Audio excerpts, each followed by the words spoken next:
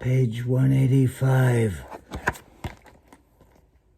Isadora's Secret.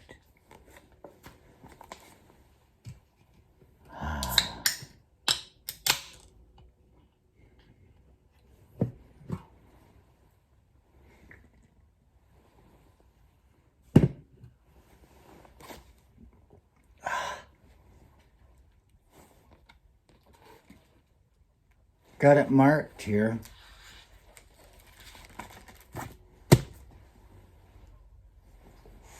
I'm not going to even say which paragraph it was in,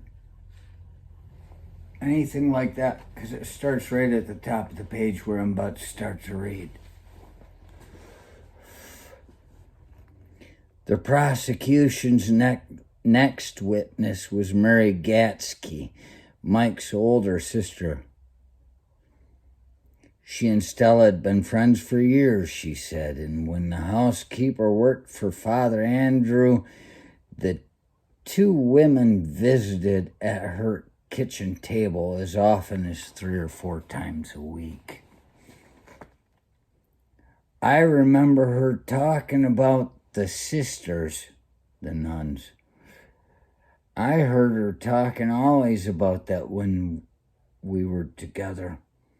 She would call them some names, and she would call Sister Yanina some names.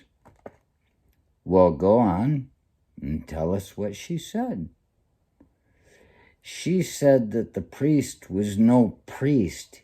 He was no more than a man, and the women were his wives.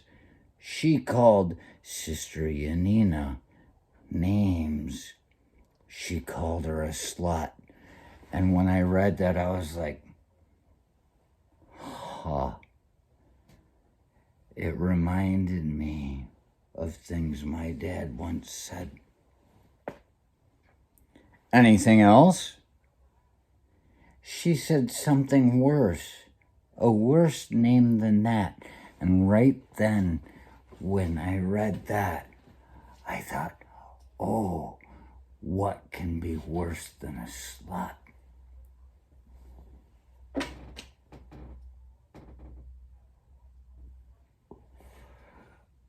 A woman that won't do ya. No, I didn't go that far. I get entrenched in these things. What can be worse than a slut, she said. And I thought it. I knew the word. And I just kept reading. It was just, as the story goes, no big deal. We would like to have it. This is the prosecuting attorney asking a good friend of the witness of the, what do you call it, the one that killed that woman, allegedly. I haven't gotten far enough to figure it all out yet. But, we would like to have it. I know it is very disagreeable to you, but just what did she say? What did she call her? And then I read, she said they were whores.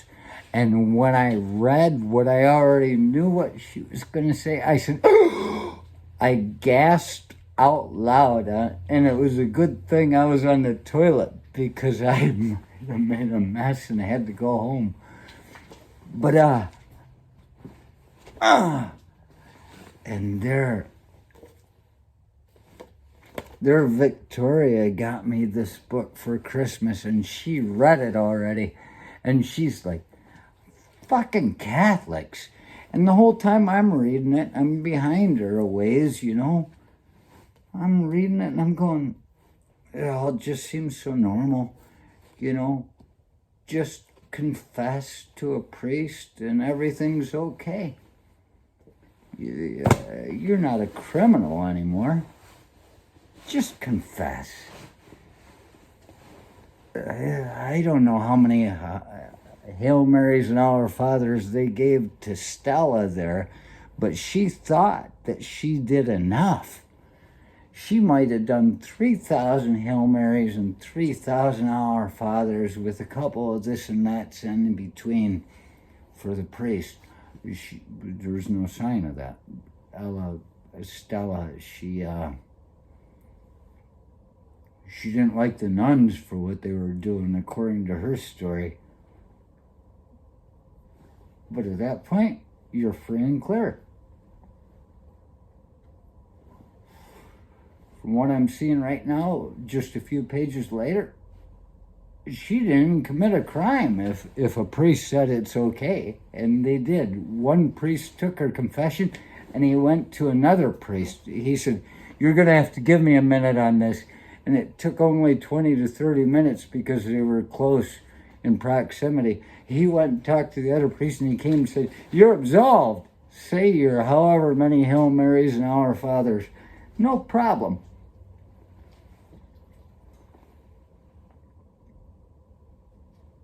Just look at this stuff. She was so happy with me yesterday morning when I came out and I said, and why did I do? It's because I've been so institutionalized by Catholicism. All this time she couldn't believe. And I don't want to put words in her mouth, but she's an outsider seeing this, and for her to say, "fucking Catholics." And I'm going, it's normal. Nothing caught me off guard. But I realized I've been institutionalized by Catholicism. This is the thing. It's a very dangerous thing. Everything here seemed normal until they called a nun a whore. And I went... and as soon as I did it, I could hear it. I was like, "Oh, fuck, man. They got me." I'm so much a renegade. I've so much walked away from this whole religious of any sort that it shocks me to know that it's still in me. And it reminds me, it took me right back to my memories. Bishop Szoka, the first bishop of the region, which you cannot have a diocese without having a seat of a bishop. And so Bishop Szoka made the diocese in Gaylord exist because he was the first. And then in Saudi Iraq, I ended up working with his nephew. When he saw my name and heard I was from Gaylord, he said, "Yeah, my uncle was bishop in Gaylord." And I looked at his name, and his name was, everybody called him Szoka, Szoka, Szoka. And I said, "It's not Szoka." I said, "That's Szoka. Chaka Khan.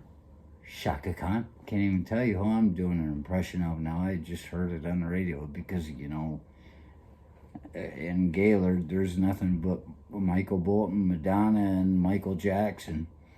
The 3 M's and Chaka Khan. You don't get much radio. You don't get good music where we come from.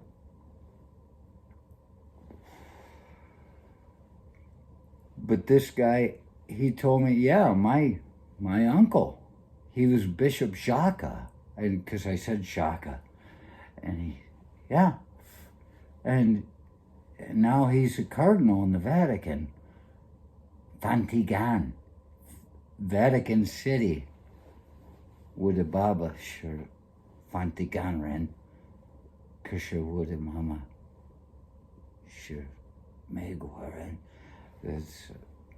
Don't get me going Chinese now.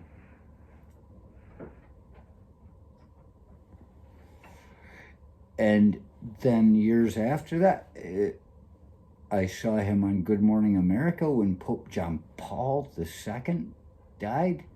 He was there on Good Morning America. Bishop Szoka. This guy, I might have even served for him. No need to think about it too much. take too long. But he went all the way to the top. And two things my dad said about that man the whole time was, let's just say other people said about him. I don't want to get my dad taken away. He's too old to fight in prison. Always talking about money. And if you read the Thornbirds, awful book. If you read the Thornbirds, don't bother with the movie unless you watch it before you read the book. The book's very good. It's awful. It's just so full of emotion, and what a mess. But it was money that got these priests to where they were. They're all running for president and screwing everybody along the way, according to the news.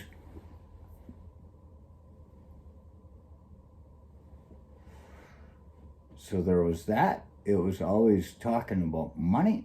And the other thing that I heard about him from this person that I consider respectable and worthwhile was the same thing all the Polacks in Leland, when they killed that nun, were saying, the one they called the whore. Yep. Bishop Szoka going to the convent, servicing his wives.